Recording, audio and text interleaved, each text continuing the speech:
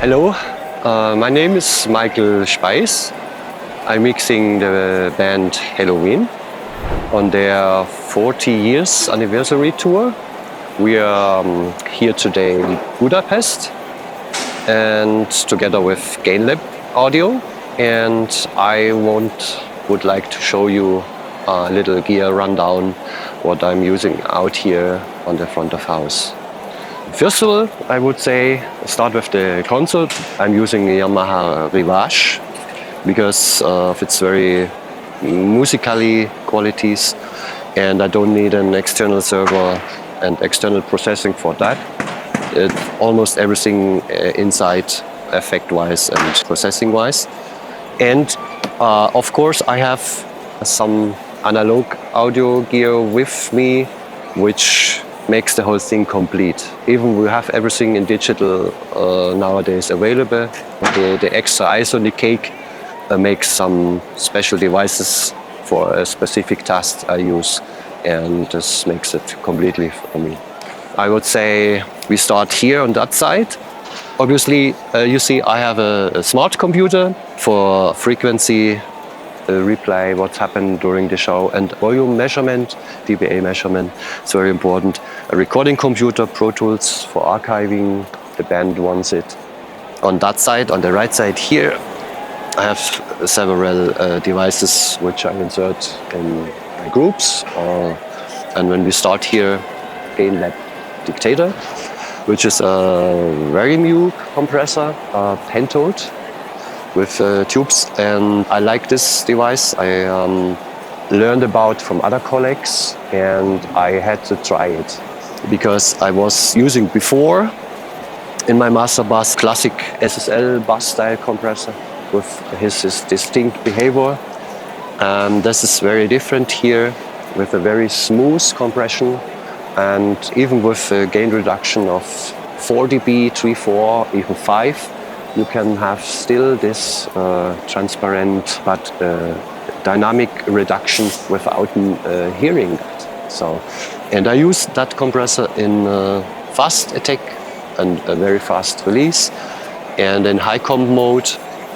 So it really gives me the things, it holds it in place and prevent several things from jumping out. And it also rounds out the transients a little bit. You know, it's not killing the transients, but it makes some pokey stuff or very spiky stuff, helps a little bit, makes it round and smooth. And then to help that it's not trigger too much the low frequency in the compression.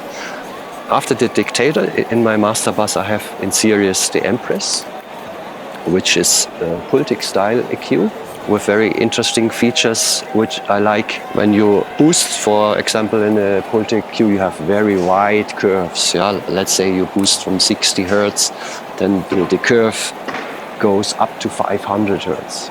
And when you attenuate in the same time, and Gainlab give them here a very interesting feature which called boost shift in the curve, so which get the curve closer back to the center frequency. I use this for give me a little more clarity in the high nit, 8K, a little bit shine over the top, and depends from the situation day by day. Sometimes I boost also in the low end a little bit, 60 Hertz as I described. With a little boost and a little cut, so to even it out a bit. Okay, I have that in the master bus. Let's go first here for the drum group. It's the SSL bus in parallel mode for the drums. In series with Neve tape emulators 542, and I love them because they have a really, as the name says, as you would use an old tape technology, has a good add-on thickness. And Neve builds in also this feature called silk. You can have blue silk or red.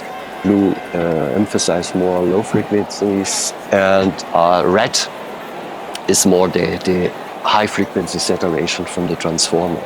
For that kind of style, what we have with the Helloween band, I use the blue one, which makes it more powerful, more bottom-like. Okay, the same tape emulators on that side for the guitar group, and for this heavy guitars, it's a very nice saturation thing on top, makes the guitars more thick and more strong. Just a touch, not too much, about 50%, and with the red silk mode here, because these upper mids get a little bit more bitey, but not harsh.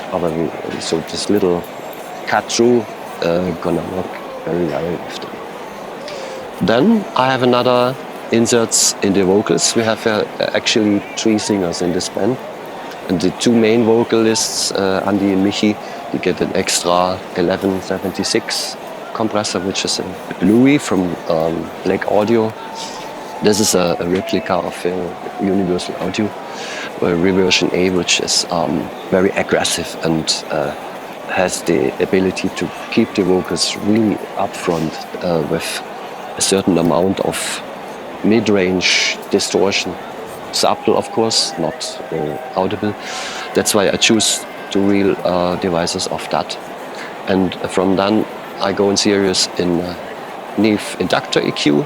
When you turn the knob just a tiny bit, it's a really strong EQ, just to round out some things or add a little bit high end. It goes into another compressor just to round out a little bit. Then I go in a diode bridge compressor. Because of its sound character, I like what this compressor does after this.